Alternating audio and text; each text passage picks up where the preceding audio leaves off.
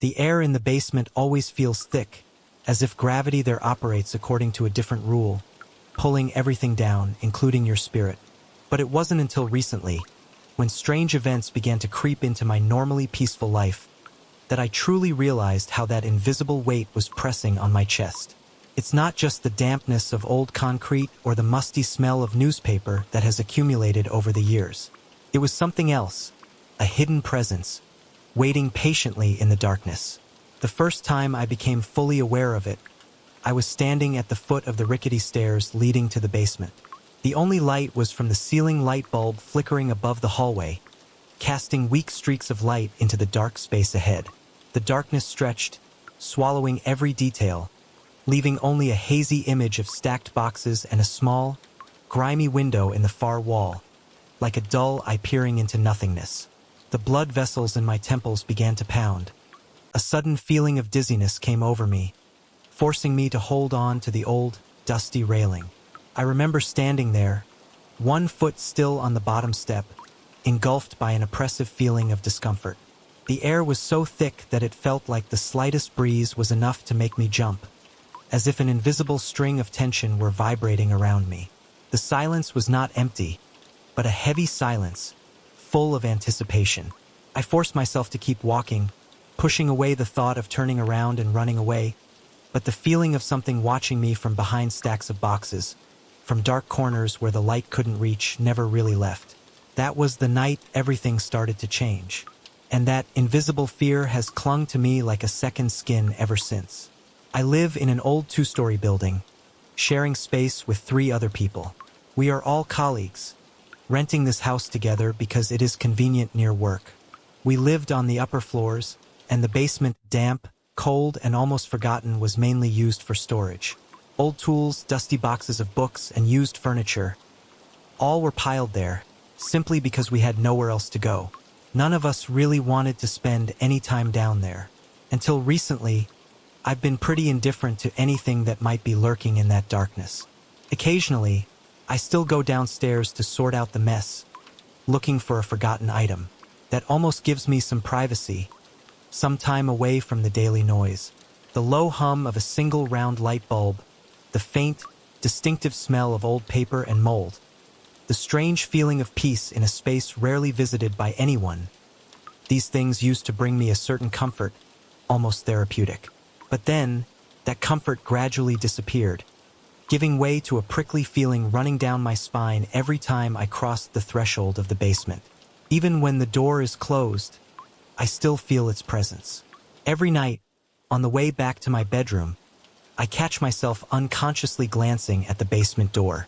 Just an old wooden door with peeling paint and a rusty metal door handle that creaks every time it is turned. Yet it loomed in my peripheral vision like a nightmarish omen, a reminder of the darkness that waited below. I often find the hairs on my arms stand up every time I pass by it, even if just for a moment.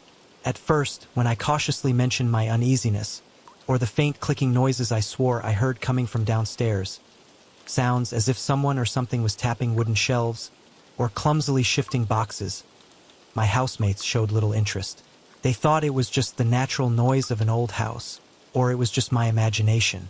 I was mentally prepared for teasing, but instead, one of them, Mark, pulled me aside and confided in a low and somewhat hesitant voice. He admitted that, once down there looking for things, he briefly thought he saw some shape moving quickly behind the stacks of dusty boxes near the far wall. He hastily asserted that it was definitely just an illusion created by the weak light and darkness, but the lingering discomfort in his eyes told me that he himself was not completely convinced by his explanation. Over the following days, my discomfort became increasingly worse.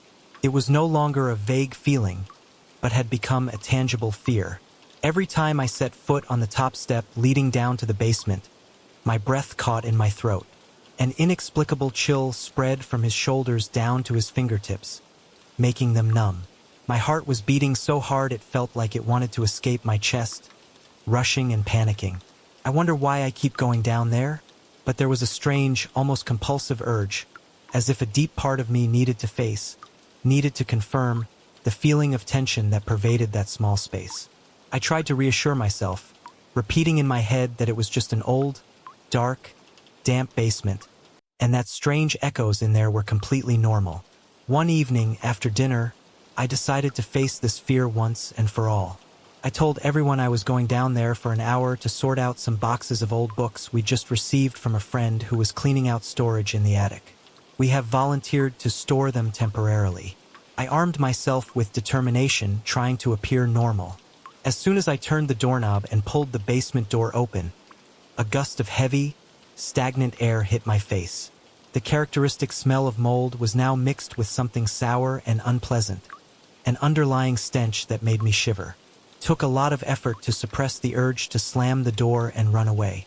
I turned on the switch.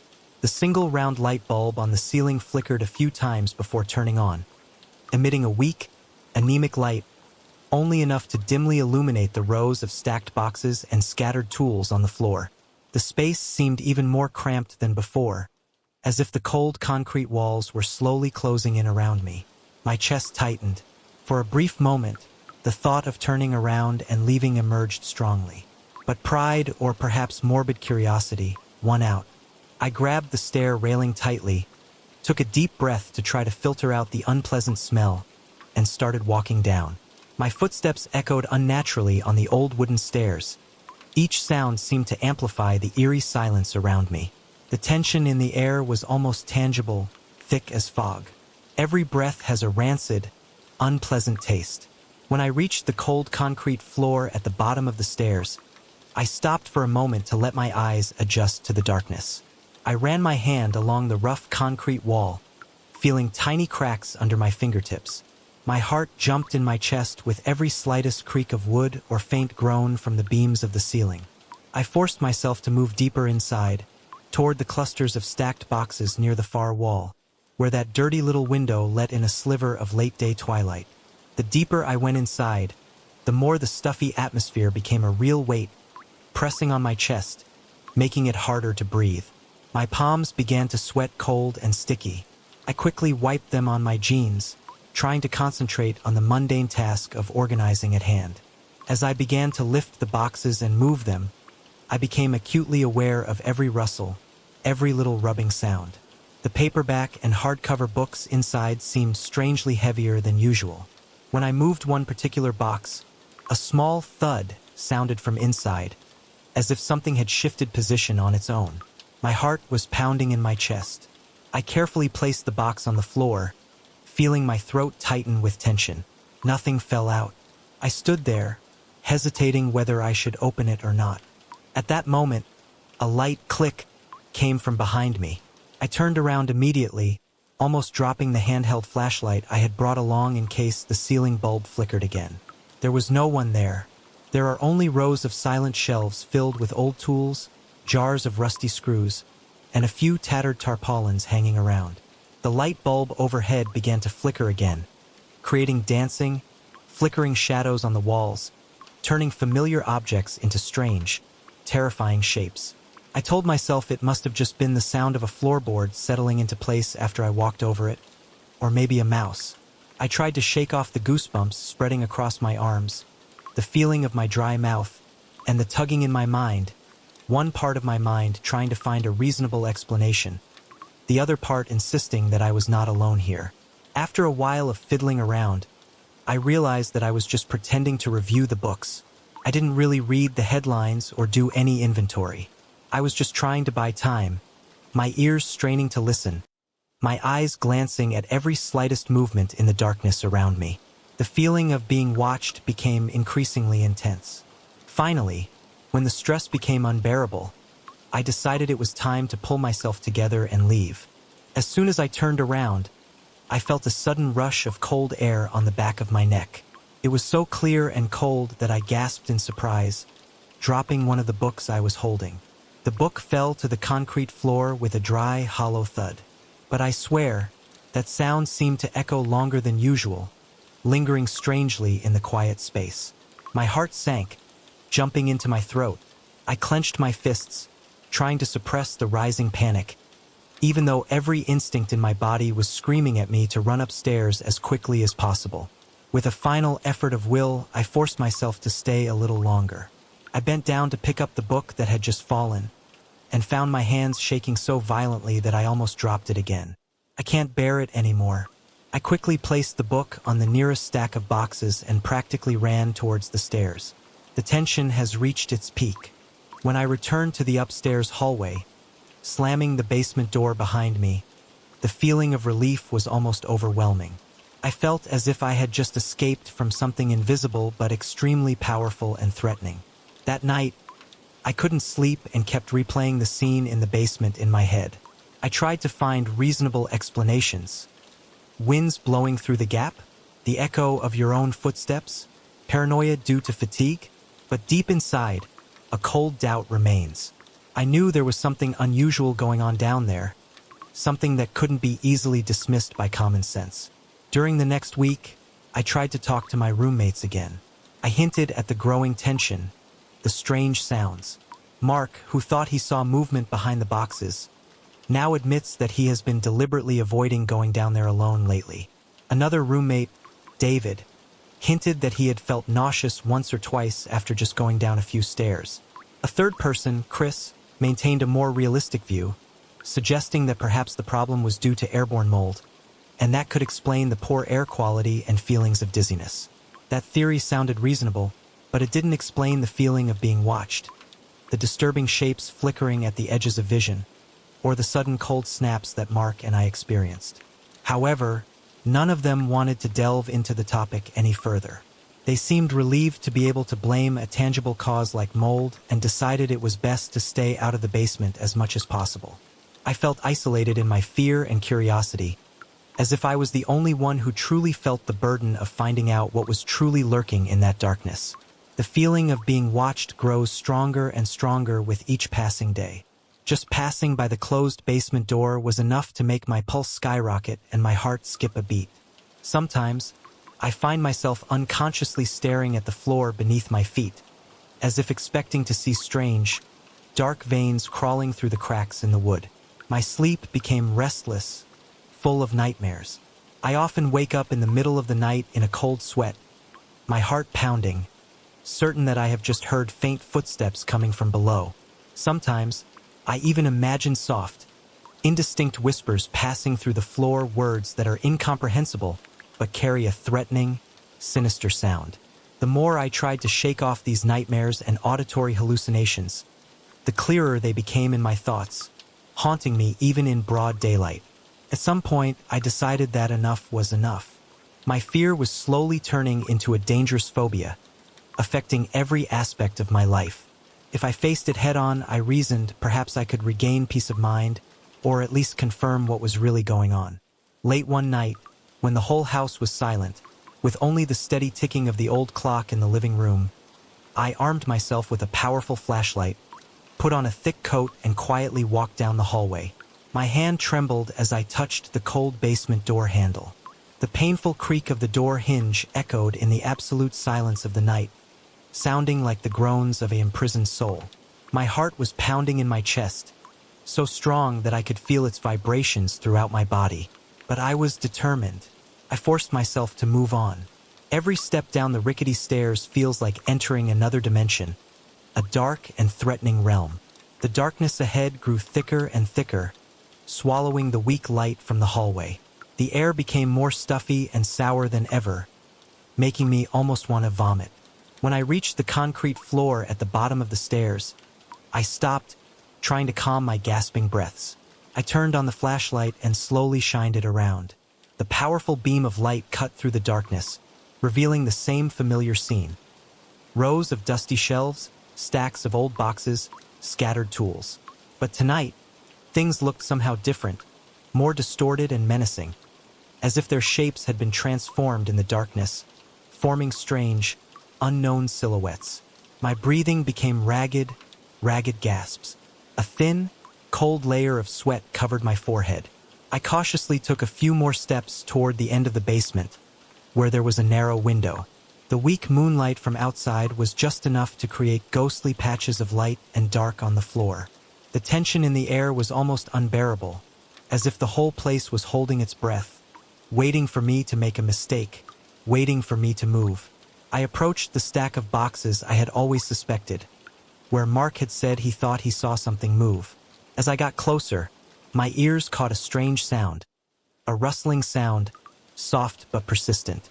The sound was so faint that, at first, I almost doubted whether I could actually hear it. It reminded me of the sound of fingernails scratching cardboard, or the rustle of something alive trapped inside a box. I stood dumbfounded, my whole body stiff. I shined the flashlight directly at the exact spot where the sound seemed to be coming from. There was nothing there, just old cardboard boxes and a few folded tarpaulins lying quietly in a corner. But the sound continued, intermittent and haunting. My legs started to feel weak and shaky. My mouth was so dry that I had difficulty swallowing. I stood there, torn between the urge to turn and run upstairs immediately and the sick urge to investigate further. At that moment, the overhead light bulb began to flicker violently, continuously, leaving the basement in almost complete darkness for brief moments, before stuttering back to light. In one of those pitch-black moments, as the light faded, I caught sight of a vague shape, tall and thin, lurking just behind the largest box. It was just a shadow, an indistinct shape, but its presence was unmistakable. My entire body tensed up as if an electric current had passed through me. As soon as the light returned, I quickly turned my flashlight towards it, but the shape had disappeared. The only thing I saw was a cold, damp concrete wall, divided by the heavy, motionless shadows of stacked crates. But I know I saw it. The scratching sound now became stronger and clearer. Now it sounded as if something was moving the boxes from behind, as if trying to create space or trying to push them outward to escape. I could hear my heartbeat pounding in my ears over the scratching sound. My breathing was rapid and shallow, each exhalation accompanied by a little uncontrollable shaking. I instinctively took a step back, almost tripping over some tool left on the floor. The light flashed crazily again. At that moment, I felt certain, a chilling certainty, that there was a presence looming right behind me. A cold wave ran down my spine, spreading to the back of my neck. I turned around, holding my flashlight high, half hoping and half terrified to see a face staring back at me. Nothing, just the stuffy atmosphere, the musty smell, and the disorganized mess of the basement. Suddenly, a sharp metallic sound rang out from the tool shelves, as if someone had just thrown a heavy hammer or wrench onto the concrete floor. That sound echoed in the closed space, making me jump. I directed the beam of light towards the source of the sound, feeling my chest tighten painfully. The tool shelves seemed to be shaking slightly, or perhaps it was just an illusion created by the unstable lighting and my panic. My vision was a little blurry, and I had to blink a few times to try and refocus. The feeling of being watched now invades me from every corner, from every shadow. I wanted to scream, to demand that whatever was down here come out, but my voice was stuck in my throat, refusing to cooperate. At that moment, my survival instinct, my fight or flight response, completely took over. Run away is the only option. My hands shook as I tried to turn off the flashlight and quickly stuff it into my coat pocket. I turned on my heel and rushed towards the stairs like a madman. My shoulder hit a shelf on the way, almost knocking a few tools to the floor, but I didn't care. All that mattered now was to return to the relative safety of the upstairs hallway. As I rushed up the stairs, I felt something cold, invisible brush the back of my neck, like icy breath. A choked, gasping sound escaped my throat. I almost threw myself against the railing, taking 2 or 3 steps at the same time. The light bulb behind me was still buzzing and flashing madly, creating crazy dancing shadows on the walls as if they were chasing me. The door at the top was still ajar, and in a blinding desperation I flung myself through it and slammed the door behind me. For a long time, I just stood there in the hallway, my back against the door, panting, the feeling of cold sweat breaking out on the skin. My heart was pounding so hard that I half expected it to actually burst out of my chest. Every muscle in my body was as tense as a guitar string. My mind reeled with confusion, terror, and a strange, lingering fear. When I emerged from that basement, the silence of the rest of the house seemed to have a strange, almost artificially serene feeling, as if the atmosphere upstairs was unbearable, unable to contain the creeping, lingering fear just below. I trembled and locked the basement door, My hands were shaking so much that it took 2 tries to get the key in the lock correctly. Over the following days, I tried to convince my roommates that something was really seriously wrong down there. I'm not hinting anymore. I recounted what I had experienced, the presence, the noise, the fleeting shadow. I suggested that we move out as soon as possible, or at least call someone, a building inspector, a paranormal expert, even an exorcist. I'm not sure what I believe anymore, but I know we're not safe. They listened more seriously this time, acknowledging the vague fear they themselves felt. But apparently, they still hope that just by staying out of the basement completely, everything will be fine. In quiet tones, they confessed that the basement door also worried them, that sometimes they also heard faint tapping or rustling from below, but no one wanted to focus on it, no one wanted to stir up more fear. In the end, we came to an unspoken agreement. The basement door would always be locked, and together we would try to forget its existence, leaving the basement alone unless really necessary. But how can one forget? Now, every time I pass by that door, even during the day, my pulse quickens, and I remember the cold feeling of that watching presence. Sometimes, I swear I can still hear light scratching, rustling sounds, even when I'm on the second floor, far away from the basement, as if the very walls of the house have absorbed and carried away the echoes of something restless below. Late at night, my dreams were still haunted by frantic flashing lights, vague shapes lurking behind stacks of cardboard boxes, and an urgent, underlying need to run, to get away before something cold, invisible grabbed me from behind. I know I can't stay in this house any longer. The fear was deeply ingrained, and I felt as if the very presence in the basement was slowly taking over the rest of the house and my mind. I started looking for a new place to live. I needed a complete change, a fresh start, a place without damp basements and shadows that hide the inexplicable. I found a modern penthouse in a newly renovated building in the city center. It was the exact opposite of the old house I was living in, bright, clean, with large glass walls overlooking a sparkling skyline. The rent was suspiciously low for such a prime location, but I was so tired and desperate to escape my old fears that I convinced myself it was simply a stroke of luck. I was wrong. As it turns out, fear can take many different forms, and sometimes, flashy modernity is just a subtle cover for an even more terrifying instability. From the first moment I put my key in the lock of my new penthouse, I felt it. A low, almost inaudible echo vibrated in the air, like an invisible current humming behind the freshly painted walls and polished floors. So subtle it would be easy to miss if I tried, but it stuck to me like uncomfortable static electricity on my skin. This is supposed to be a dream come true, a modern, stylish living space, a symbol of the urban life I've always wanted. But that tiny idva ashuchimi vibration in the air turned out to be an early warning. During my first walk through the apartment, I tried to focus on the positives, appreciating the minimalist design, the high ceilings with exposed concrete beams full of character, and the floor-to-ceiling windows that stretch across the main living space, offering a great view of the city. Everything exudes sophistication and style, as if I were walking onto the cover of an interior decorating magazine.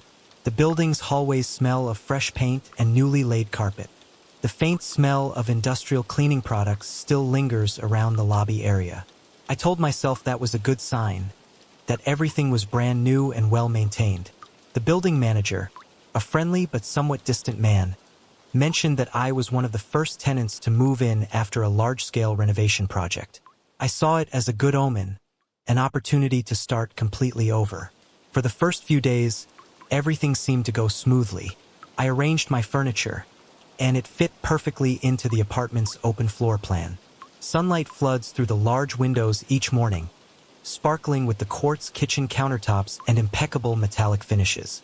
In the evening, I often sat on my newly purchased luxury sofa, immersed in the view of shimmering city lights, telling myself that this was exactly the life I had long envisioned, a perfect contrast to the darkness and stuffiness of my old basement. But there was something about the almost absolute silence of the building that made me uncomfortable. It's too silent. I rarely hear any noise from the neighbors, if any. Even the usual muffled sounds of footsteps in hallways or televisions echoing from behind closed doors are almost non-existent. This silence does not bring a feeling of peace, but a strange emptiness.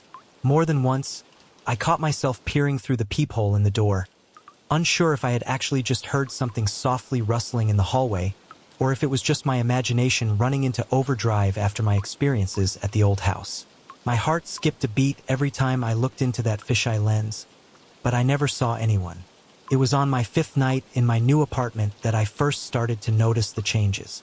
The initial change was so small, so subtle, that I almost missed it.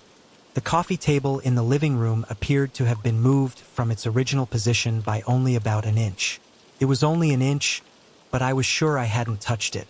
I tried to blame it on my absent-mindedness. Perhaps I accidentally bumped into it while cleaning, or moved it absent-mindedly without realizing. But the vague feeling of discomfort still lingered, and it became more intense every time I discovered another anomaly. The next morning, I found the kitchen cabinet door slightly open, even though I clearly remembered I had closed everything tightly the night before. Over the following days, those tiny differences began to pile up, forming a disturbing pattern. A table lamp next to the sofa was slightly turned away. The bar stools at the kitchen island are no longer lined up neatly like I usually do. The other morning, I was horrified to discover that the silverware drawer had been pulled half open. All the knives, forks, and spoons inside jumbled up, despite my meticulous habit of always arranging them neatly after each use. Every time I noticed something was wrong, even the smallest detail, my pulse quickened, and the feeling of insecurity arose again. I try to tell myself that I'm simply overwhelmed by my new job, or that I'm more absent-minded than I'd like to admit. Perhaps the stress from my old house still haunts me, making me too sensitive. But every reasonable explanation I tried to offer felt flimsy, unconvincing. Deep inside, I knew something wasn't right. I decided I needed concrete evidence. I couldn't just rely on vague feelings or memories. I started doing silent checks. I used small, almost invisible pieces of tape to stick to the floor right next to the chair legs and coffee table legs. It's a seemingly crude method, but at least it will help me objectively confirm whether the furniture actually moves on its own when I'm not around. I also started double-checking my door lock every time I left in the morning, making a note on my phone of exactly how many times I turned the key and how hard I pushed the door to make sure it was tight. I even stuck a thin strip of paper between the door crack and the door frame, a subtle indicator to see if the door had been left open while I was away. One evening, I returned home from work, exhausted from a long day of stressful meetings.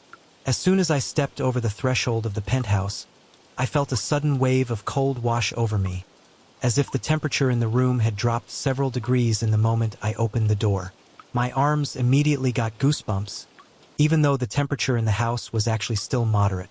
I turned on the light, and my eyes immediately swept toward the furniture in the living room. My heart seemed to stop beating for a beat. The 2 armchairs had definitely moved outside the area I had marked with tape on the floor. Not only were they moved a few inches, but one was rotated a full 45 degrees. My heart started pounding in my chest. But something even more disturbing awaited me. The fragile sliding glass door leading to the balcony, the veranda, is slightly open. I'm 100% sure I locked it up that morning. I distinctly remember hearing the lock click into place. But now, it had opened a crack enough for the noise of distant traffic to come in, breaking the oppressive silence in the apartment. A cold feeling of panic ran down my spine. I rushed to check the door, my mind racing with possibilities. Perhaps I had really forgotten to lock it? Or was the renovation of the building incomplete, and the door seal was defective, causing it to slide off on its own? But as I slid the door shut with my hand, hearing the lock click again, I had an unmistakable feeling, a terrifying certainty that someone had been standing on the other side of the door just moments before. My breath caught in my throat. I stood there dumbfounded for a moment, my ears perked up, listening to see if I could make out any sounds of retreating footsteps, rustling of fabric, or anything out of the ordinary. When nothing happened, only silence and the sound of my own pounding heart. My breathing gradually returned, but my chest was still tight with fear. My palms were cold and sticky with sweat. The sound of blood pounding in my ears was like the sound of war drums. Each subsequent night brought new reasons for alarm, the unusual signs becoming clearer and more frightening. The other night, I came home to find the light in the bathroom still on, even though I'm never in the habit of leaving it on when I go out. Another time, my bedroom door was slammed shut, when I always left it slightly open for better air circulation. These events were no longer subtle changes, they were more like intentional actions, as if someone or something was deliberately toying with me, intentionally letting me know of its presence. I tried to randomly talk to the building manager about these strange occurrences. I asked if there had been any reports of break-ins in the area recently, or if the building's security camera system might be having problems. He just smiled politely and replied that the building was designed with a top-notch security system and we haven't had any problems so far. His tone was calm, almost rehearsed, and a little condescending, as if he were talking to a child telling an imaginary story. He didn't show any concern or concern. I left that brief conversation feeling no closer to any answers, only a growing sense of helplessness and doubt. Sleep has become a real battlefield. I would wake up startled when I heard the slightest sound. The faint creak of the pipes in the wall, the slight rattling of the windows as the wind blew through, or sometimes, I could swear I heard very light, almost weightless footsteps, walking back and forth right in my penthouse. Each time, I rushed out of bed, my heart pounding like it was about to explode, turned on all the lights to look for evidence, but never found anything. My body's fight-or-flight response was kicked into such high gear that even the normal hum of the refrigerator would startle me. I often stayed up late, sitting on the sofa with the lights on, my eyes scanning every corner of the attic, looking for anything out of place, any sign of intrusion. Then in the morning, I staggered to work exhausted, half convinced that I was on the verge of a nervous breakdown. There was a time when I seriously considered installing my own security cameras in the apartment. But something about that idea made me feel more uneasy, almost violated, even though it was my personal space. It was as if a part of me feared capturing footage of something I couldn't rationalize, an irrefutable proof of madness or a more terrifying reality. Instead, I continued trying to gather more subtle evidence. I placed small, carefully folded pieces of paper on the door frames at night, taping them tactfully so that if the door was opened, even a little, the piece of paper would fall. Sometimes I will place a set of keys on the edge of the coffee table in a millimeter-precise position and check it meticulously every morning. Almost every day, I find at least one sign that something or someone has moved around my house while I was sleeping or away. The piece of paper fell and the key moved. The more this continued, the more I felt my confidence being seriously eroded. My perception of reality began to distort and waver. It felt as if this very loft was fighting against my presence, trying to push me out with strange psychological games. I became paranoid even outside the building. At work, or even in the grocery store, my mind would constantly wonder what was going on in the penthouse when I wasn't there. If a coworker happened to ask if I was okay, I would brush it off and say I just didn't sleep well.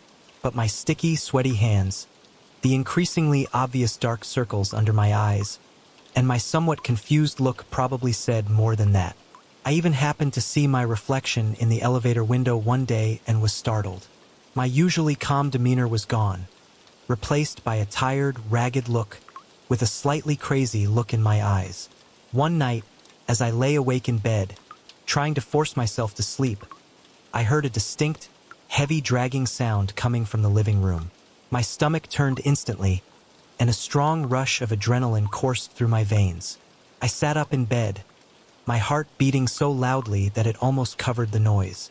The dragging stopped for a moment, then resumed, this time with a slight hiss, as if a heavy piece of furniture was being moved with difficulty across the floor. This time I couldn't lie still anymore. I carefully crawled out of bed, trying not to make any noise on the cold wooden floor beneath my feet. I inched my way towards the bedroom door, clutching my phone, ready to turn on the flashlight. My heart was beating wildly in my chest. When I stuck my head out and looked into the living room, turning on the main light, everything seemed normal at first glance.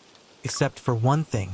One of the heavy oak dining chairs had now been pulled out into the middle of the room, and it was leaning toward the hallway, directly facing me, like a silent sentinel standing there waiting. My chest feels empty and cold.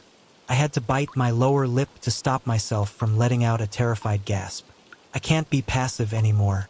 The building manager's indifference, almost mockery, made me angry and even more suspicious. The next morning, I decided to confront him more directly. I'm not hinting anymore. I explained the situation in detail, from the small objects being moved to the chair being pulled out into the middle of the room last night. I mentioned that I had evidence of furniture being moved, tape marks, pieces of paper. He listened with an annoyingly calm expression, then offered the same old explanations. Perhaps the floor wasn't completely flat, or vibrations from nearby construction might be affecting the apartment. His tone remained calm, almost condescending, as if trying to calm a difficult, paranoid customer. I ended the conversation with a strange feeling, a certainty that my concerns were being systematically brushed aside. It's not just indifference, but more like a deliberate attempt at concealment, as if this were some inherent oddity of the building that no one wanted to acknowledge or address. This feeling is worse than not receiving a response. It was as if he knew something, but for some reason refused to admit it. That night, I decided to find out for myself. If there was a reasonable explanation, I had to find it. If not, I need to know what I'm dealing with. I began to examine every inch of the apartment again, more thoroughly than ever. I looked for loose floorboards, hidden cabinets, any sign of a break-in that I might have missed. I tapped on the walls, listening for unusual sounds. I opened every cabinet door, checked the ceiling vents. Initially, nothing seemed suspicious, but as I was sliding my hand along the baseboard near the living room, in the area near where the chair had moved, I felt the slightest breeze, a subtle change in temperature. The air right there was colder than anywhere else, and it carried a smell that was both metallic and slightly damp, a smell very different from the air in the rest of the apartment. My heart started beating faster. I pressed my palm against the baseboard, moving along it until I found a very subtle indentation, almost imperceptible to the naked eye. My nerves were as tense as guitar strings, every muscle tightened with anticipation and a vague fear. I used my finger to gently push the concave part. A small section of the wall, cleverly camouflaged with a fresh coat of paint, gently popped inwards, revealing a dark void behind. It's a perfectly hidden control panel.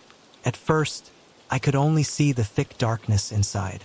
A cold, stagnant, musty-smelling air flowed out from that void, stuffy and uncomfortable, sending chills running through my body. My breathing became shallower and more rapid. Drops of cold sweat began to flow down his temples. I had to try really hard to muster up the courage. I turned on the flashlight on my phone and shined it inside. The phone's weak beam of light didn't illuminate much, but it was enough for me to realize that it was a very narrow passage, barely big enough for a person to crawl through, that seemed to run along the perimeter of the penthouse, hidden right behind the modern walls. But what made my blood freeze were the obvious scratches on the dusty floor of that crawl space. They weren't old scratches, but looked quite new, as if someone or something had moved back and forth in them, possibly recently. I felt my throat tighten painfully. My vision blurred for a moment as a wave of fear rose violently in my chest. My first reflex was to slam the panel shut, pretending I never saw anything. But morbid curiosity, the urge to know the truth no matter how scary, fought and conquered fear. With my heart beating so loudly that it echoed in my ears like a drum, and my hands shaking, I knelt down and cautiously poked my head in for a closer look. The walkway is too cramped. I can only crawl if I dare to go inside. A wave of claustrophobia swept over me, but the thought of possibly finding an explanation for the strange things that were happening kept me going. I don't know what I expected to find there. A secret exit? Traces of an intruder? Or something even more strange? But just knowing that there was a hidden path running right behind the walls of the apartment where I was living, where I was sleeping, gave me goosebumps all over my body. That night, I couldn't sleep for a second. I sat on the sofa in the living room, the lights on, my phone clutched in my hand. I debated with myself whether I should call someone or not. Maybe a close friend, a locksmith to double-check security, or even the police. But what will I tell them? That the furniture in my house is moving on its own, and I just found a secret passage behind the wall with suspicious scratches? It sounds absurd, wild, like the opening of a cheap horror movie. Who will believe me? They might think I'm paranoid or on drugs. Around 3 a.m., exhausted from stress and lack of sleep, I accidentally fell asleep on the sofa. I woke up with a start about an hour or two later. My phone fell to the floor, and the scariest thing was that all the lights in the living room were turned off. I remember very clearly that I left all the lights on before falling asleep. My mouth is as dry as the desert. I shakily stood up, staggered towards the nearest light switch and turned it on. The apartment fell into silence again. An overwhelming, heavy, threatening silence. The next day, I decided to take action. I cannot live in this fear and doubt another day. I left work early, filled with a sense of urgency, telling me that I had to explore that void in the middle of the day when there was natural light. When I got home, a familiar scene caught my eye again. The furniture in the living room was again disturbed. This time it's even worse. An armchair was completely overturned, its legs up in the air. My pulse pounded in my temples as I used all my strength to yank out the hidden control panel on the wall. A cold, musty breeze rushed out again, carrying with it that strange smell of metal and damp earth, almost a bit of ozone, like the air before a thunderstorm. During the day, with natural light pouring in from the living room window, I can see more clearly inside the narrow passage. There was a small lamp, an old portable lamp, placed in a corner near the entrance, connected to an electrical outlet that looked ancient and out of place with the rest of the modern building. I tried turning on its switch. It made a hissing sound and then emitted a weak, flickering light. Then, with my limbs trembling and my heart threatening to leap out of my chest, I took a deep breath and began to crawl inside. The fear of what I might find there nearly paralyzed me, but I pressed forward, driven by an irresistible curiosity. The tight space forced me to crawl on my hands and knees through debris, dust, and rickety floorboards. The air inside is thick and difficult to breathe. After a few meters of crawling in the darkness and the flickering light of an old lamp, I noticed faint footprints in the thick layer of dust on the floor. They weren't shoe prints, but bare feet, and they seemed to be pretty new. My scalp tingled with fear.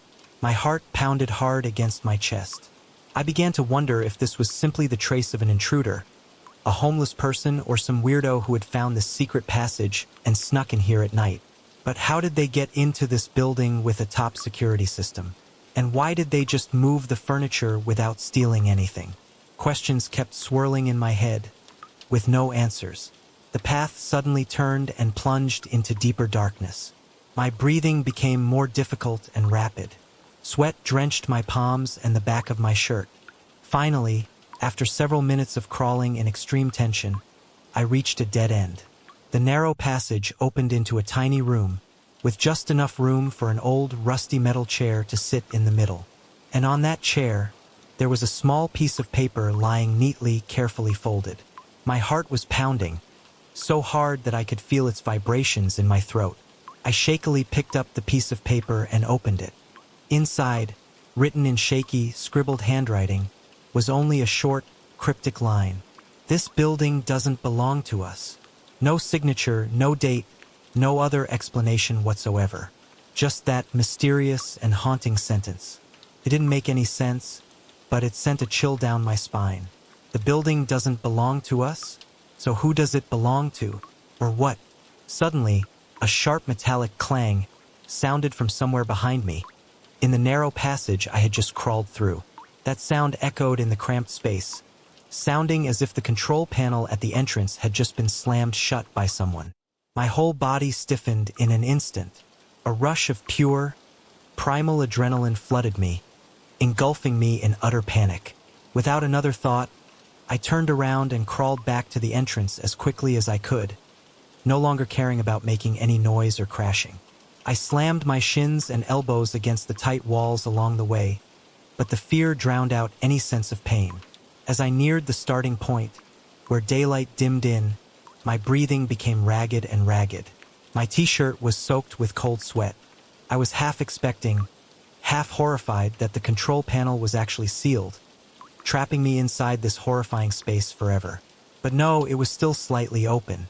With a slight creak, the panel slid open completely as I pushed hard on it, revealing the penthouse's familiar living room. I almost rolled out of the narrow passage, falling flat on the living room floor. I couldn't stop shaking. My mind was spinning with thousands of unanswered questions. Who made that metallic noise? Is that just the natural noise of the building settling? Or was there actually something else in that aisle with me? Without waiting another second, I used all my remaining strength to slam the control panel shut. I pulled the heaviest bookcase I owned from the corner of the living room, dragged it painfully across the floor, and pressed it against the wall, completely blocking the access point to that secret passage. My hands trembled uncontrollably. My vision danced with black spots from hyperventilation and lack of oxygen. I tried to calm down, took a deep breath through my nose, held it for a few seconds, and then exhaled slowly through my mouth. Count to 10. It hardly helps. My entire body felt like an overloaded electrical wire, vibrating with terror. My thoughts raced at breakneck speed. Is this place haunted? Or is it a distorted, sick design left by the previous owners? The building manager's contemptuous and secretive attitude has now become even more suspicious. He definitely knows something, but is unwilling to share. Maybe he knows about that passage? Maybe he knows about people who don't want us here? That night, my fear was no longer confusion. It had turned into desperate determination. I could no longer live another moment in this state, left to second-guess my own sanity, left to wonder if I was going crazy. I don't care about the deposit or the lease anymore. I just want to get out of here, right away. I hastily stuffed the most necessary things into a backpack: clothes, toiletries, wallet, phone. I don't bring a lot of stuff, just what's really important. I took the keys and left the penthouse, leaving everything else behind without looking back. While waiting for the elevator, my heart still felt as if it was about to burst out of my chest.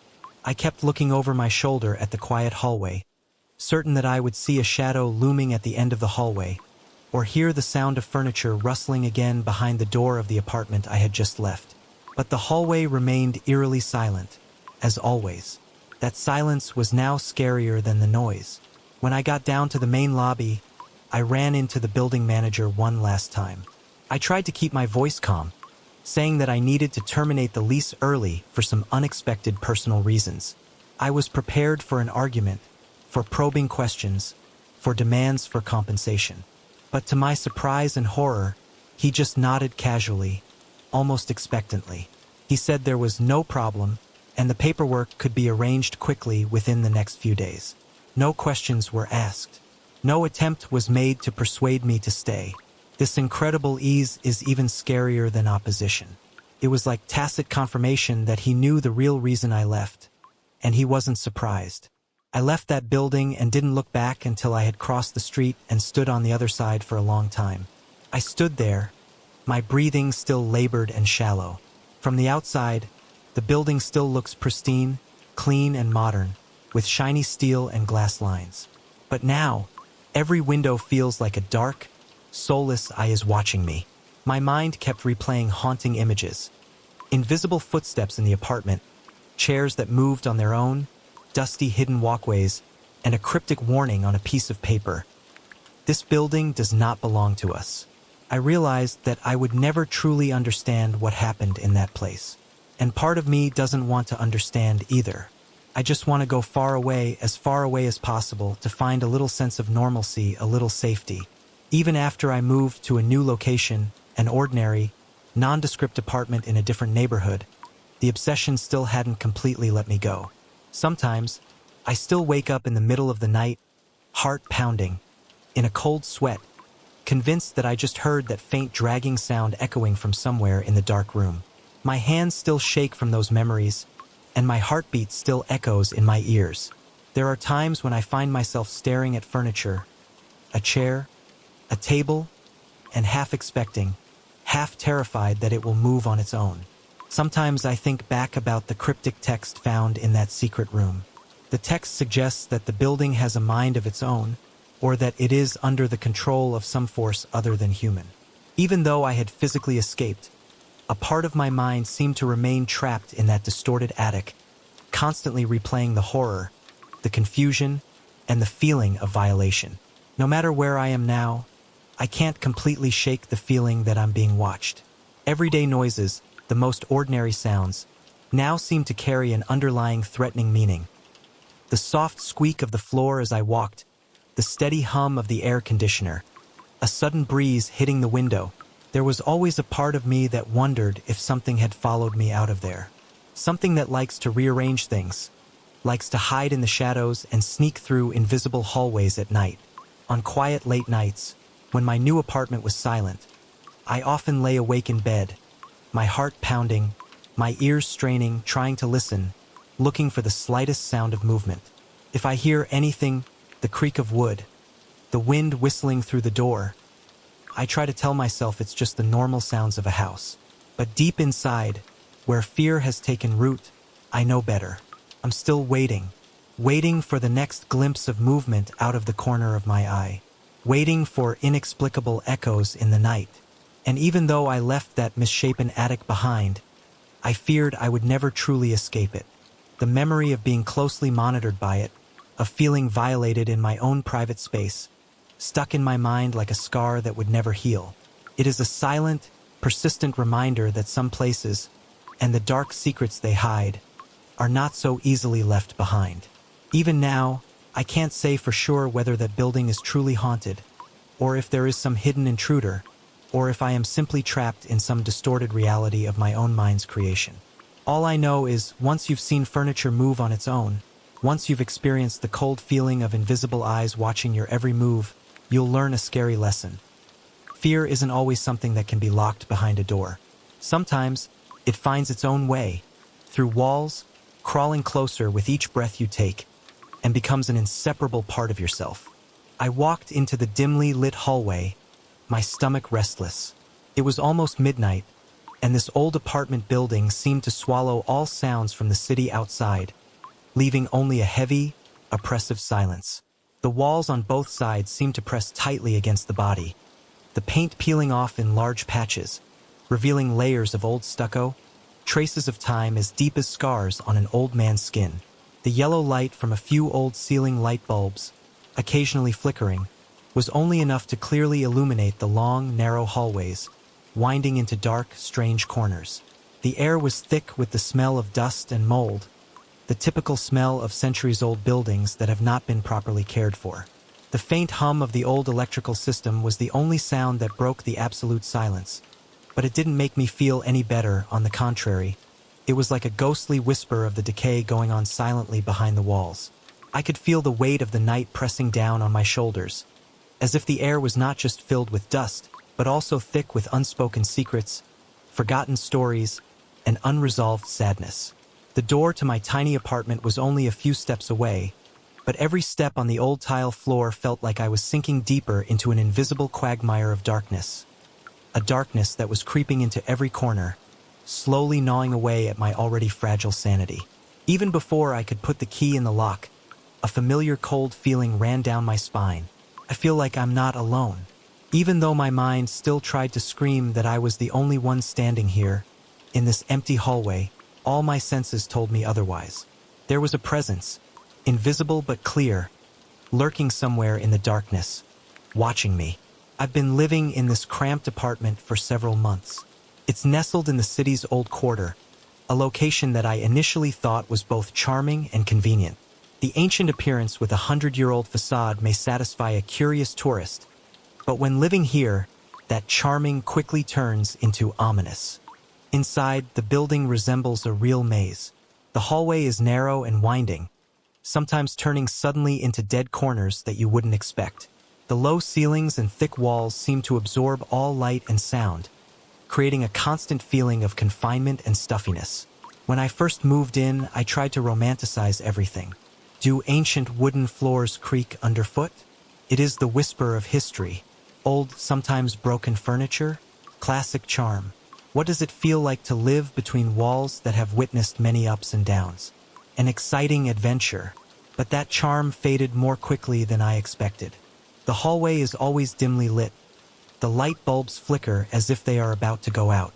The walls are always covered with a thin layer of plaster dust, no matter how often I clean them. And that stuffy, atmosphereless layout always makes me feel vaguely uneasy. I remembered the words of an elderly neighbor, the old man who lived downstairs, the only person who seemed friendly in this somewhat cold building. Once by chance they met on the rickety stairs. He lowered his voice to a whisper, his old eyes shining mysteriously, that this building had undergone countless renovations over the decades. With each repair, the workers discovered oddities about the structure, things that never quite made sense. The old doors were sealed with brand new drywall, hidden behind the walls. Odd alcoves, empty spaces that lead nowhere, as if people were intentionally hiding something. At that time, I just listened and didn't think much. But now, as my insecurity grows inside me, those details keep lingering in my mind like a bad omen. Lately, little things have started to wear away at my nerves little by little.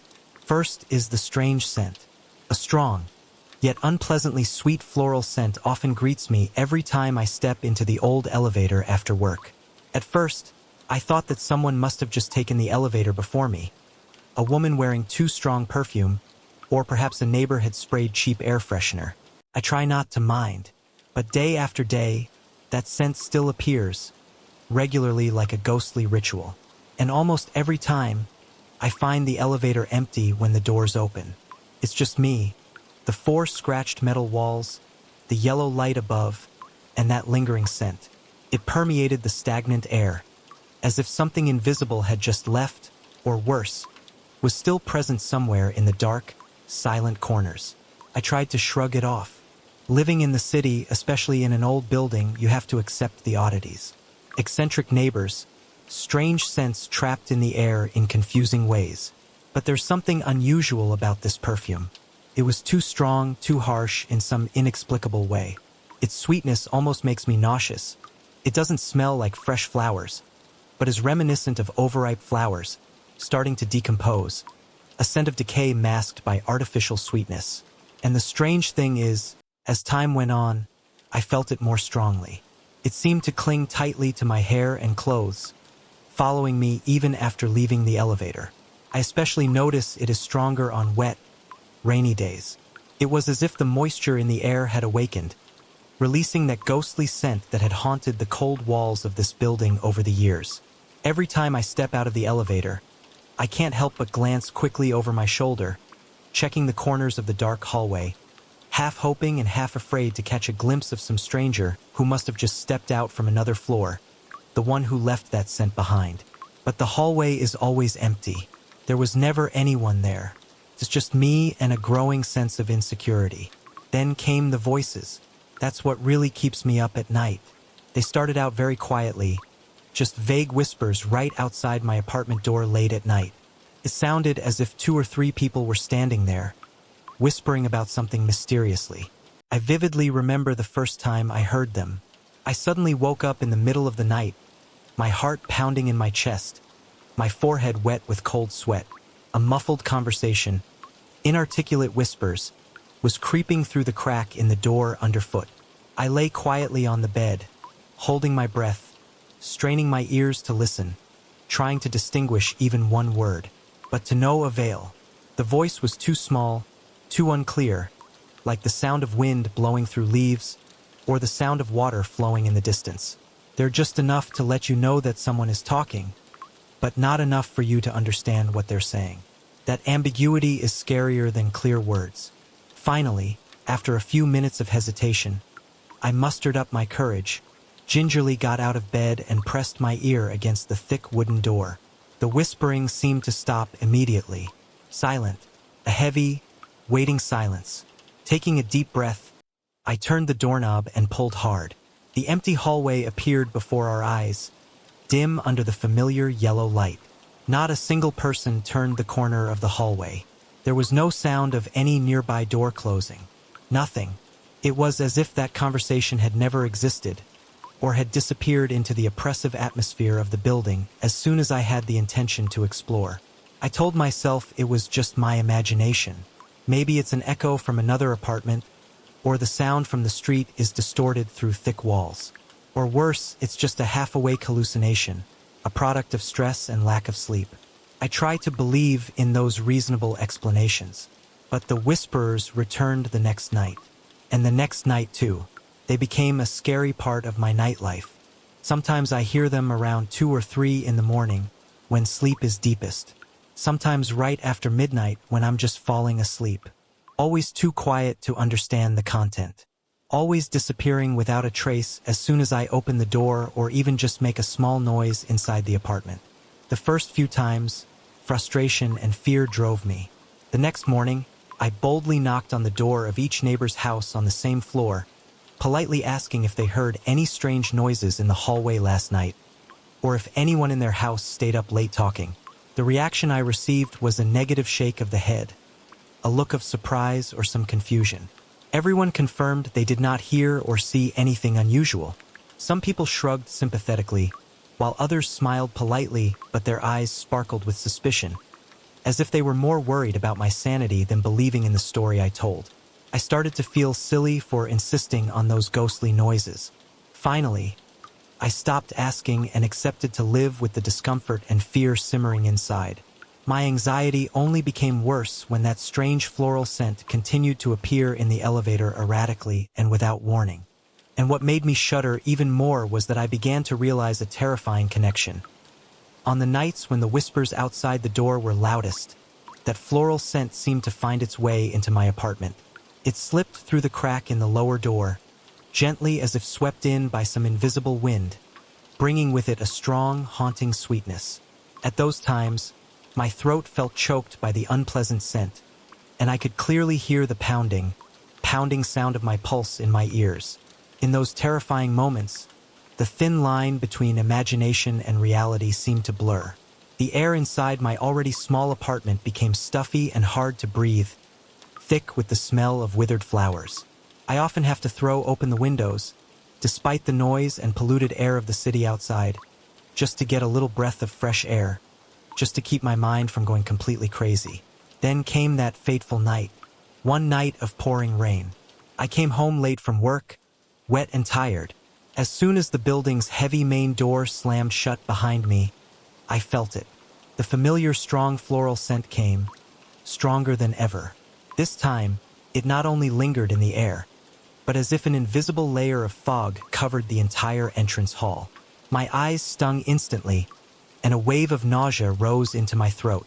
I almost wanted to turn around and run out into the rain, but the thought of climbing 8 flights of stairs in this exhausted state made me hesitate. I pressed the elevator call button. My heart began to beat wildly. The old elevator creaked slowly as it descended. The scratched metal door opened, and a gust of air thick with the smell of deadly flowers rushed out, directly assaulting my senses. I hesitated for a moment, but then walked in. My hands trembled as I clung to the cold, old metal railing. I tried to hold my breath as long as possible, just to avoid inhaling the nauseating scent that was invading this cramped space. The trip up to the 8th floor felt painfully slow. The old elevator shook slightly, creaking with each meter of travel. I leaned my back against the cold elevator wall, feeling like the walls were slowly closing in, the space becoming more and more uncomfortable. The floral scent seemed to become more and more intense, penetrating deep into my lungs even though I tried not to breathe. My vision began to blur. Physiological tears flowed from the corners of my eyes because the scent was too strong.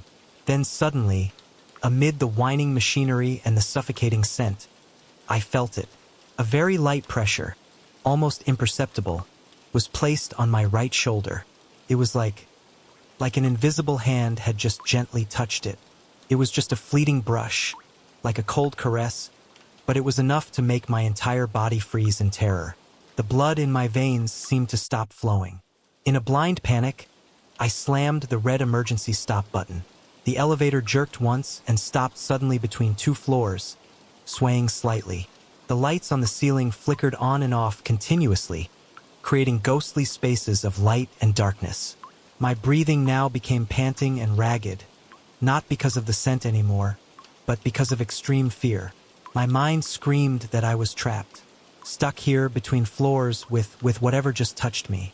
For a brief moment when the lights flashed off, I thought, I saw a blurry figure, tall and thin, standing at the corner of the elevator, right next to me. Just a fleeting shadow, shape unknown, but its presence was extremely clear. Then the light stabilized, and there was nothing there. It was just me, shaking and panicking in a metal box floating in midair. My whole body trembled. I was shaking so much that it took me a while to release the emergency stop button. The elevator slowly climbed up again, the sound of the machine screeching like a groan. When the door finally opened on the 8th floor, I almost fell into the hallway. The hallway was as empty as ever. There was no sign of anyone, no sign of movement. But the scent of that deadly flower still lingered in the stagnant air, strong and haunting. I didn't dare look back, didn't dare linger for even a second. I staggered towards my apartment, my hands trembling as I fumbled for my keys. It took me several tries before I could put the key in the lock and open the door. As soon as I entered the house, I slammed the door shut and locked all the safety latches. I leaned my back against the door, trying to regain my composure, my chest heaving violently. My lungs tightened, and a layer of cold sweat broke out on my forehead and the back of my neck. Hot tears, whether from fear or helplessness, began to roll down my cheeks. Adrenaline was still boiling in my veins, making my body tremble uncontrollably. And then, a horrifying realization slowly crept into my mind. I'm starting to doubt my own sanity. Rationally, I knew that couldn't happen. It's impossible for an invisible hand to touch me. There can't be a ghost standing in the elevator. It must have been just a hallucination, because my nerves were too tense, because of the obsession with scents and whispers. But how can I explain that distinct feeling? The feeling of a cold, tangible presence? The fear that I was gradually losing my reason was scarier than the fear of the devil. I feel like I'm standing on the edge of an abyss, and I don't know where to hold on. Desperately searching for a reasonable explanation, some concrete evidence, I spent that night and the next few days scouring the internet, searching through old newspaper archives for any mention of incidents, accidents, or strange stories related to this building. I hoped to find an explanation for the floral scent, for the voices, for the feeling of being watched. But all I found were vague mentions of renovations, unexplained structural changes, and a few old articles about unverified rumors of hidden rooms or unstable areas that had long since been sealed off. There is no clear story, no definitive explanation. There are only more fragmented pieces that add to the mystery and insecurity within me. Sometime after midnight, when my eyes were tired from looking at the computer screen, I finally gave up. Sleep doesn't come easily. The whisper still seemed to echo somewhere in my ears, and that deadly floral scent seemed to still haunt my mind, creeping into even my fragmented dreams, turning them into suffocating nightmares. The following weeks passed in a state of increasing tension and isolation. I started avoiding neighbors, trying to get home at hours when there was least traffic to minimize the chance of having to share an elevator with someone or something. I refused invitations to gather with friends, citing busyness or fatigue. I was afraid to tell someone about what I was going through, afraid of being ridiculed, afraid of being thought crazy. Loneliness and fear became my only companions in this stuffy apartment. Each new day passes like a countdown to the next terrifying experience. Night is no longer a time for rest, but becomes a real battlefield. A silent war was going on inside me, between my rational self trying to hold on to my sanity and whatever invisible force was lurking in the shadows of this building, slowly wearing away at my nerves. I often lie awake in bed for hours, straining all my senses, listening to every smallest noise, the creaking of the floor, the sound of wind whistling through the window, the hum of the refrigerator, the flickering light coming in from the hallway under the door. Every sound, every shadow becomes a source of fear. One evening, unable to endure this mental torture any longer, I decided to do something, to face my fear, even if just once. Armed with a good flashlight and a fully charged cell phone, I decided to walk down the hallway after it was completely dark, at the hour when whispers usually appear. My heart was pounding like it was about to jump out of my chest as I opened the door and stepped out into the quiet hallway. The yellow light overhead was still flickering as usual, shining a weak, dim light onto the old floor. My shadow stretched across the wall, distorting and dancing with my slow, careful steps. The air was still thick with the smell of dust and mold, and seemed even colder than usual. Tiny dust particles floated in the weak light of the flashlight I held in my hand. I paced the empty hall, trying to stay calm, listening. At first, there was nothing but the familiar silence. I walked toward the end of the hallway, where there was a dark corner leading to the stairs. And then they started. Whisper. This time they seemed more intense, closer. Very close. So close that I felt as if I reached out, I could touch the people talking, even though I couldn't see anyone. My stomach tightened. My lungs felt like they were being squeezed by an invisible hand. But curiosity and a bit of desperate desperation drove me.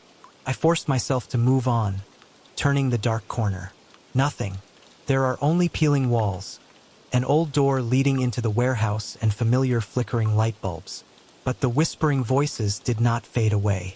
On the contrary, they seemed to be following closely at my heels, echoing right in my ears, even though no one was there. They surrounded me from all sides, a ghostly chorus of indistinct sounds. I can't bear it anymore. Fear finally wins over curiosity. I turned around and ran away. The sound of my hurried, panicked footsteps echoed on the old floor, breaking the oppressive silence. I ran as fast as I could toward my apartment, my hands trembling as I fumbled for my keys in my pocket. My throat was dry from panting, my heart was pounding, and my ears were aching. That was the moment I made my final decision. I have to leave here, right away. Whatever was going on in this building, whether it was ghosts, hallucinations, or some strange phenomenon, it was more than I could bear. I cannot live another day in this constant fear and insecurity. The next day, I started packing my things. Only the most necessary things. Clothes, a few personal items, things I could fit into 2 large suitcases. Every action took place in urgency, as if there was some invisible deadline approaching, as if I didn't leave now, I would be stuck here forever. I contacted a friend and luckily she agreed to let me stay for a few days while I looked for a new place to live. Anywhere would do, as long as it wasn't another night in this stuffy, haunted apartment. That evening, I returned to the building one last time to pick up my luggage and return my keys. But it seems that fate wants to tease me. A new storm suddenly hit the city. The wind was gusting. The rain was pouring down. Thunder and lightning streaked across the dark sky. The scene outside the hallway window looked fierce and scary. I dragged 2 heavy suitcases into the main hallway, and immediately I almost vomited. The thick fog of that deadly floral perfume came again, covering the entire space. This time it was extremely strong, the strongest ever. It was as if the entire essence of that ghostly scent had gathered here, in this narrow hallway, to see me off. My eyes were stinging again, tears welling up. I could taste its sickly, brackish sweetness in my mouth.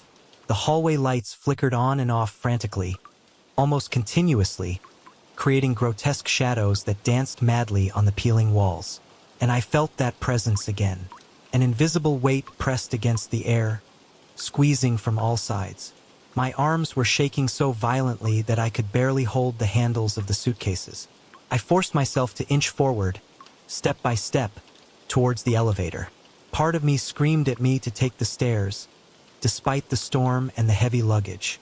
But another part, a terminally morbid and reckless curiosity, wanted to face it with that haunted elevator one last time.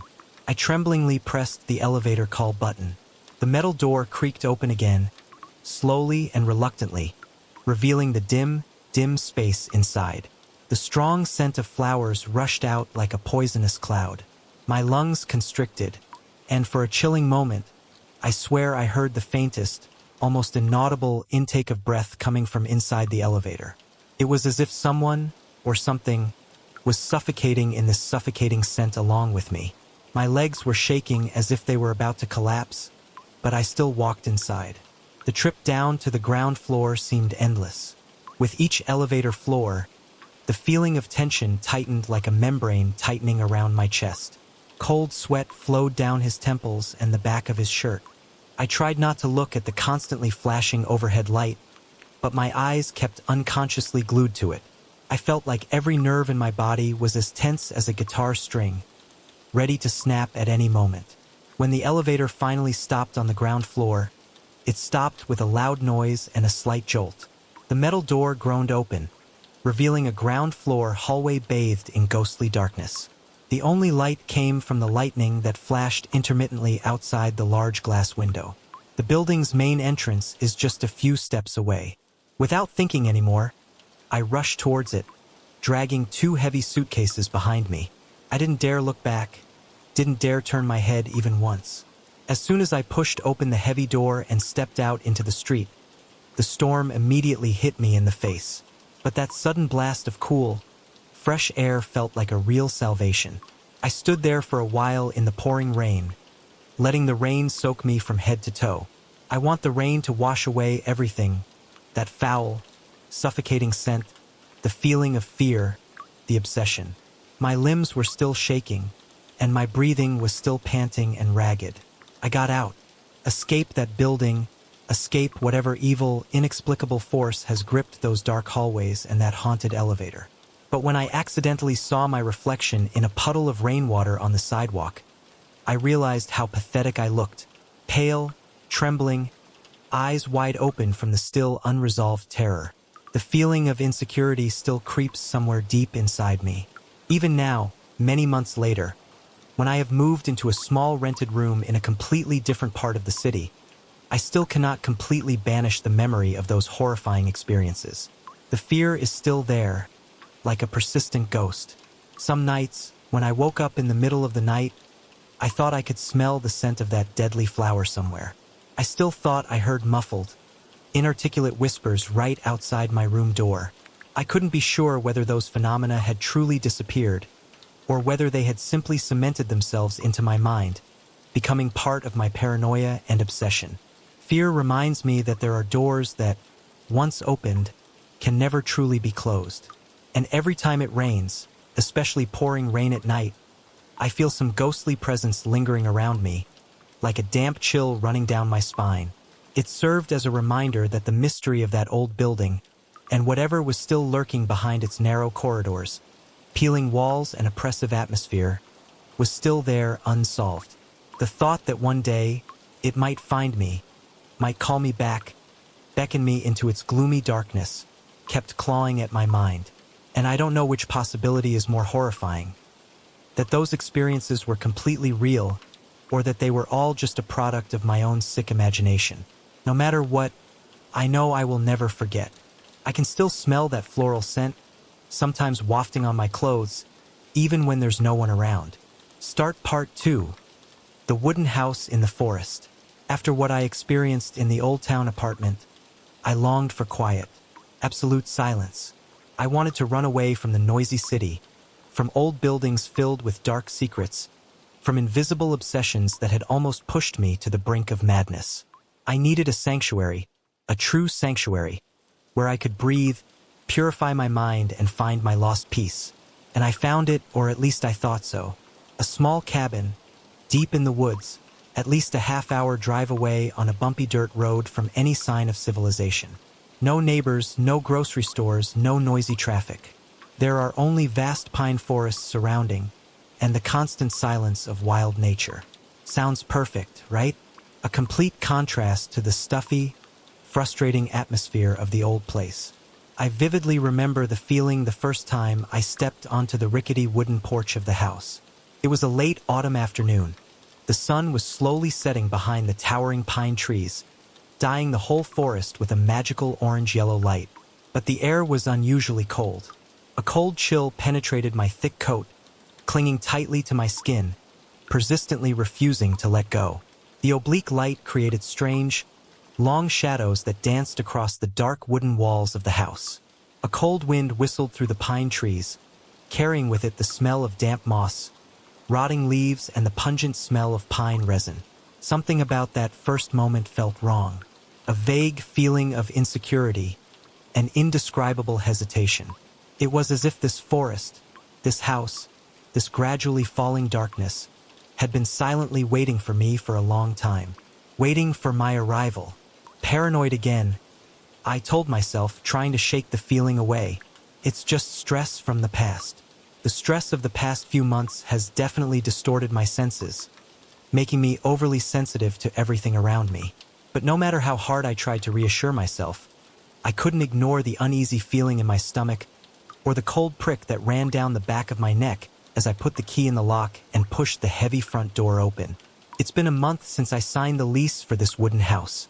The landlord, a quiet middle-aged man with somewhat evasive eyes, seemed strangely eager to rent it to me at a suspiciously low price. The only condition he gave was that I must agree to maintain and repair minor damages myself, because he lives quite far away and is not convenient to visit often. At that time, because I was so eager to leave the city, I didn't think much and immediately agreed. Inside, the wooden house is quite simple but also surprisingly decent. A modest kitchen with basic appliances. A cramped bedroom with just enough space for a bed and a small wardrobe. A main living area with old sofas. A stone fireplace and a large window overlooking the murky pine forest. And there was a small room behind the kitchen, where another wooden door led down to a narrow, dark staircase, a staircase that led to the basement. At first, I didn't pay much attention to that basement door. It wasn't until a few days later, when I had cleaned and arranged things relatively well, that I realized something strange. The basement door was locked. Not locked with an outside lock, but latched from the inside. A simple metal latch, the kind that can only be installed while one is in the basement. This is absurd. Why lock the basement door from the inside?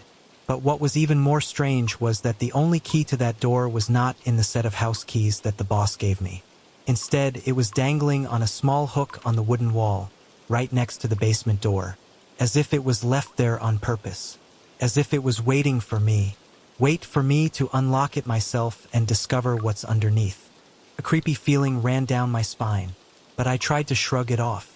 Maybe the previous tenant was absent-minded and left the key there, I justified to myself. Or perhaps they find it more convenient to leave the key there than to put it away. I decided not to open the basement yet.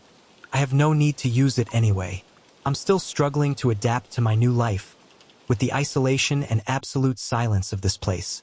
The first week passed relatively normally, at least during the day.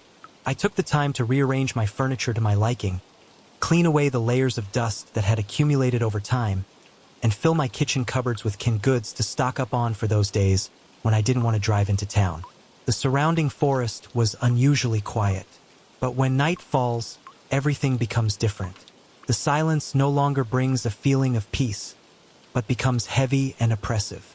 The wind began to moan and whistle through the towering pine trees surrounding the house, creating a ghostly chorus of another world, a sound that made me constantly feel restless and uneasy. There were times when the silence inside the wooden house became almost too perfect, terrifyingly deep, as if the whole world outside these rickety wooden walls had ceased to exist, had disappeared without a trace. Occasionally, I find myself suddenly holding my breath, straining my ears, trying to listen to even the slightest sound from outside or from the house itself. The sound of chirping insects, the sound of a dry branch breaking, the cry of a night owl. But usually there's nothing. There was only absolute silence and the sound of the wind howling through the pine forest. I wasn't sure if I was expecting or dreading what to hear. My nerves began to stretch like strings again. I told myself it was just an adjustment period. The complete isolation from the outside world, the completely new living environment, and the haunting memories of why I had to leave the city in the first place. They were all weighing heavily on my mind. I try to keep myself busy to forget the feeling of insecurity. I read a book by the fireplace, trying to concentrate on the words.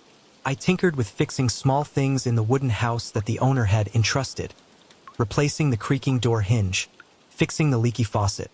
But every time I passed by that locked basement door, a feeling of curiosity mixed with discomfort arose.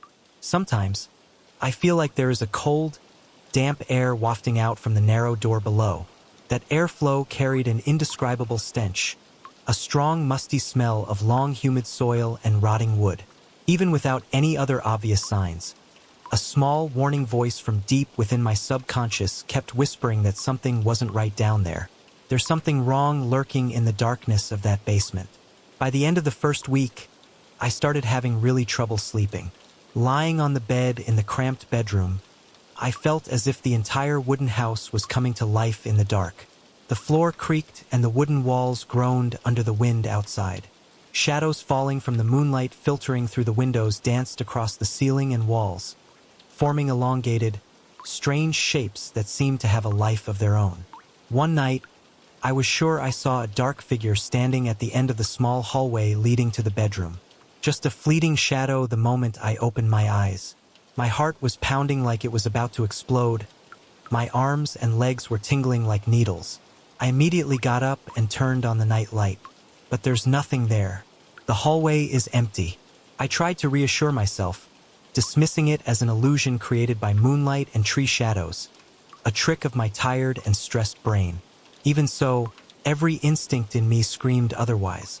Things really escalated about 10 days after I moved in. One night, I was awakened by a strange noise, a pounding sound, muffled, but very rhythmic and steady. That sound came from somewhere below the floor, obviously from the basement side. I stiffened on the bed, held my breath, and strained my ears to listen. The beating continued, as steady as a heartbeat. Thump, thump, thump, thump. It wasn't loud, but in the absolute silence of the night, it echoed distinctly and terrifyingly. The only possible source of that sound could be the locked basement. After what seemed like an eternity, the noise suddenly subsided. The oppressive silence enveloped the house again. The t-shirt I was wearing stuck to my back, drenched in cold sweat. I remember lying there, staring at the dark ceiling, too scared to move a finger. I was certain that, if I tried to put my feet on the floor right then, some cold hand would reach out from beneath the cracked floorboards to grab my ankles and pull me down. The next morning, with daylight filling the house, the fear somewhat subsided. I tried again to rationalize what happened last night. It's probably just the old house adjusting itself, I told myself. Wood tends to contract and expand as the temperature changes. Or perhaps there is a problem with some old water pipe. I tried to cling to any logical explanation I could think of. Still, no explanation could erase the utter fear I felt, the terrifying feeling that something was down there, trying to get out. I called my only acquaintance in a nearby town, asking for advice on finding a local contractor. I think maybe I should ask someone to check the structure of the house, especially the foundation and basement. My acquaintance seemed a bit confused when he heard I was worried about the house's foundation just a few weeks after moving in, but he also promised to ask for help and get back to me. I ended the call, feeling a little more reassured, though not entirely convinced that there wasn't anything else going on. But when night fell again, the familiar feeling of insecurity returned, heavier and more intense than ever. That night, the wind outside stopped blowing completely, leaving the world in a suffocating silence. Even the sounds of insects were silent. I sat by the small fireplace in the living room, trying to read a book but couldn't concentrate. The flickering flames danced, creating ominous, constantly changing shapes on the surrounding wooden walls. My eyes kept unconsciously glancing towards the basement door lying silently in the back corner of the room. A strange mixture of fear and curiosity was driving me. Something inside me insisted that I should at least check the lock, check to see if the latch inside was still engaged. In the end, I couldn't resist the urge. I stood up and walked towards the basement door. Every step on the old wooden floor made a creaking sound that echoed in the silence. My heart was beating so hard that I thought it might burst out of my chest at any moment. The key still dangles on the small hook next to the door, like a silent, ghostly invitation. But I still don't have the courage to touch it. Instead, I did something even stupider. I pressed my ear against the cold wooden door. First, nothing. Only heavy silence echoed from below. Then, the blood in my veins seemed to freeze. I heard it, a scratching sound. Very small, very quiet, but chillingly clear in this silence. Came from the other side of the door. It sounded like something, a fingernail, or something sharp, was lightly scratching and dragging across the concrete floor in the basement. A slow, deliberate sound, but full of intention. A sound made every hair on my body stand up. My breathing became rapid and panting. I yanked myself out of the door, stumbling back a few steps in extreme panic. That night, I didn't dare sleep in the bedroom anymore. I pulled the blanket onto the sofa in the living room and sat huddled there, my eyes wide open, staring into the darkness, too nervous and scared to close my eyes. Hours passed in vague fear and tense anticipation. But eventually, exhaustion defeated me. Just before dawn, I fell into a fitful, restless sleep on the uncomfortable sofa. I was awakened by a shaking feeling. My heart jumped into my throat. The wooden floorboards under the foot of the sofa I was lying on were vibrated by footsteps. Heavy, methodical footsteps were moving somewhere below me, in the basement, smoothly and cautiously. Each heavy thud, echoed through the wooden floor, hitting straight into my bones, making my blood vessels feel like they were about to explode from fear. This time, I can no longer deceive myself. This is not the sound of a house expanding, not the sound of plumbing. This is the sound of footsteps. Something is moving around in the basement. Gathering all my remaining courage, I jumped up from the sofa. Without thinking anymore, I rushed to the wall next to the basement door, grabbed the key hanging on the hook. Trembling but determined, I turned on all the light switches in the house that I could find, dispelling some of the oppressive darkness. Then, with still shaking fingers, I inserted the key into the lock of the basement door and turned it hard. The dry click sound of the lock rang out. I yanked the door open. A blast of cold air, thick with the smell of mold and damp earth, hit me in the face like a final warning. The stench of stagnant water and rotting wood was so strong it almost made me nauseous. I stood frozen in the doorway for a few seconds, my limbs shaking, cold sweat streaming down my temples. The footsteps in the basement seemed to have stopped as soon as I opened the door. Or at least, I don't hear them anymore amid the sound of my own racing heart. The thick darkness behind the open door looked like a giant, black mouth, ready to swallow anyone who dared to enter. The air from down there seemed to be exhaling, cold and ghostly. My hand tightly grasped the large flashlight I had prepared. I whispered to myself that I had to do this, must see clearly. I was so tired of living in fear, letting whatever was lurking down there dictate my life. My stomach churned with anxiety, and another rush of adrenaline coursed through my body. Even though I was extremely scared, I still forced myself to step onto the first wooden stairs leading to the basement. The stairs creaked and creaked under my weight. Each scream echoed horribly in the narrow, dark space of the stairs. The air down here is even more stuffy and dense than upstairs, weighing down on me like a tangible force.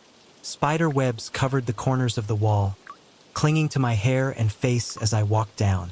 Somewhere in the darkness ahead, I heard the faint, steady trickle of water, adding an eerie note to the symphony of fear. Finally, I walked down to the basement floor. My powerful flashlight beam swept around, revealing a damp and cold space. The concrete walls are bare and mottled with mold and mildew. The floor is cracked concrete, covered with a thick layer of dust. Rickety, dusty wooden shelves lined one wall, filled with old gardening tools, cans of dried paint, and shapeless piles of rusted metal. There was no sign of any intruders.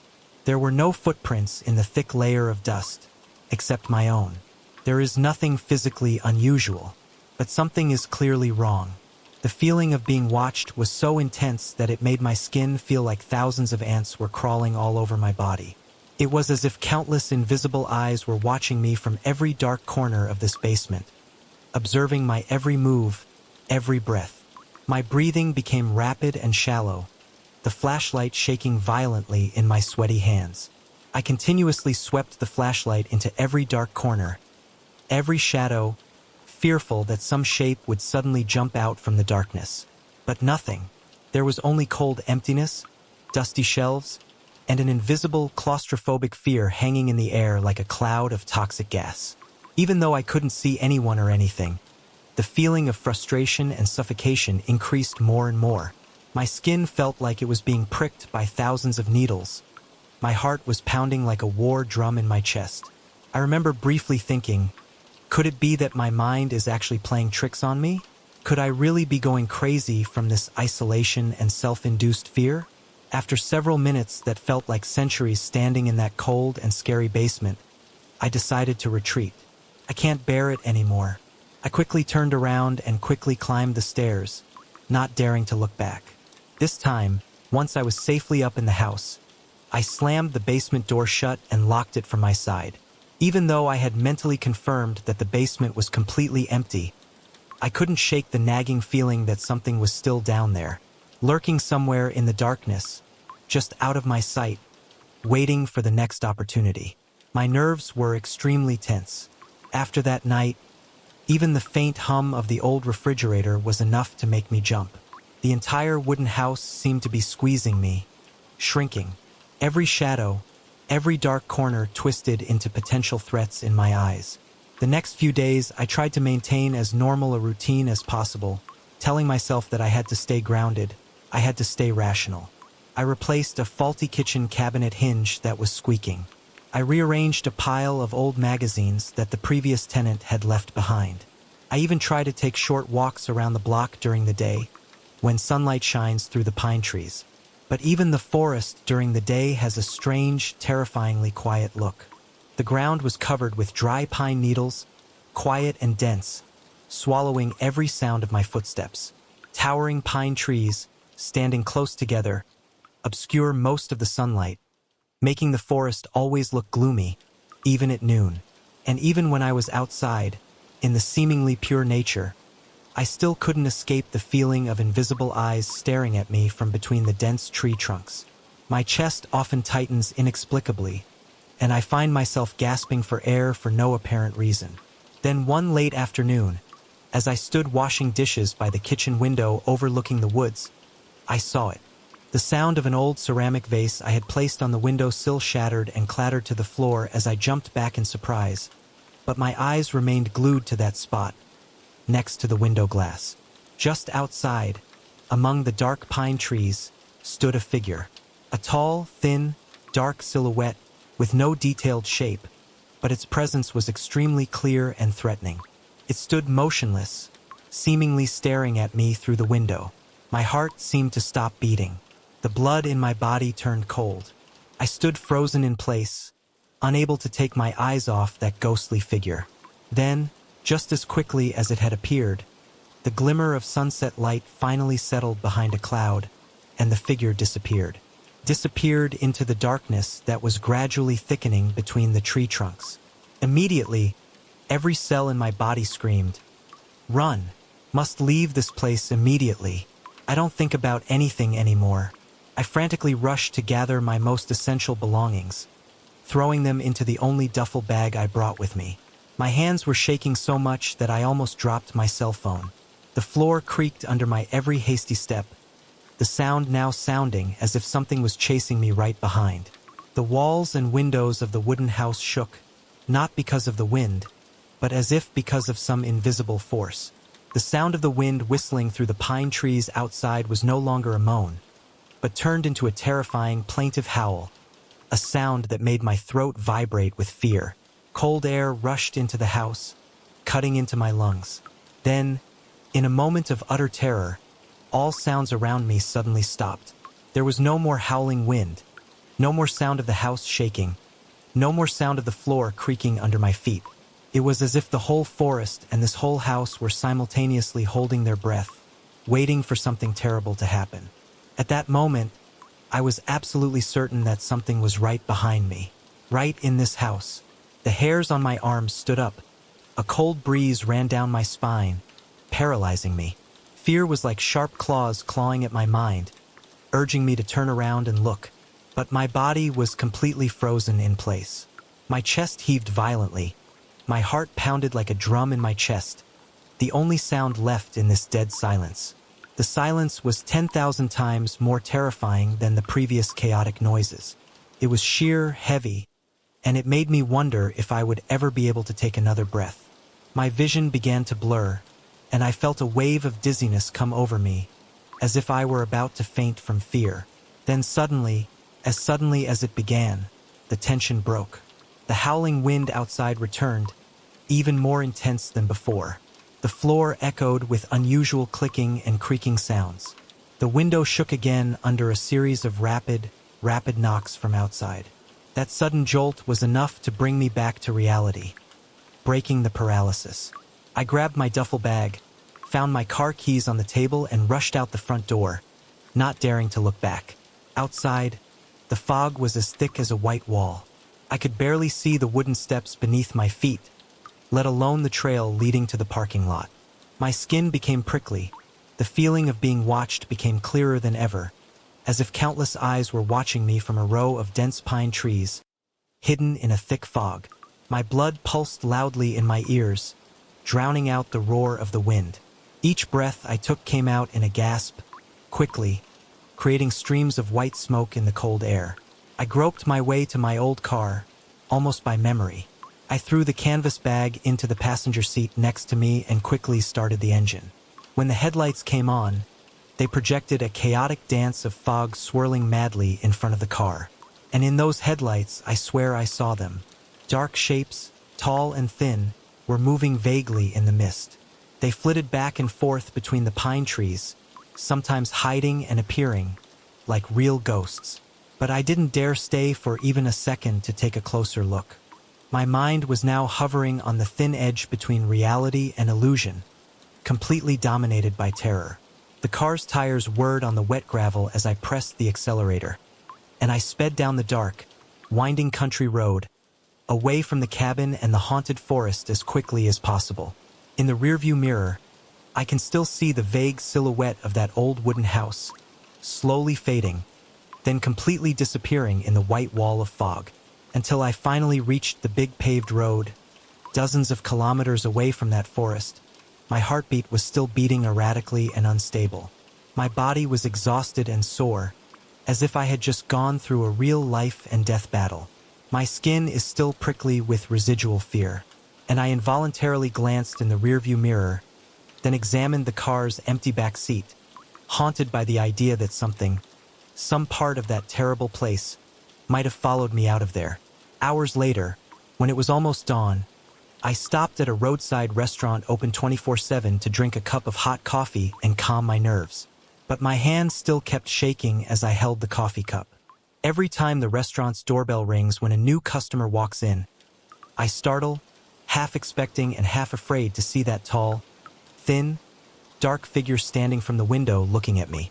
To this day, I'm still not entirely sure what really happened in that wooden house, nor in the old town apartment before it. A rational part of me still wanted to believe that I was simply overwhelmed by the isolation, by the constant silence, by the natural creaking sounds of old houses, and all of that distorted my perception, creating terrifying hallucinations. But there was another part, a deeper part of me, that knew that what I was experiencing was real, because at night, when I close my eyes, I can still hear them, the muted whispers, the pounding from below, the rustling of scratches, and the rhythmic clicking and tapping of the windows, all of which still echo clearly in my memory. I can still feel the heavy weight of those invisible eyes watching me in the dark.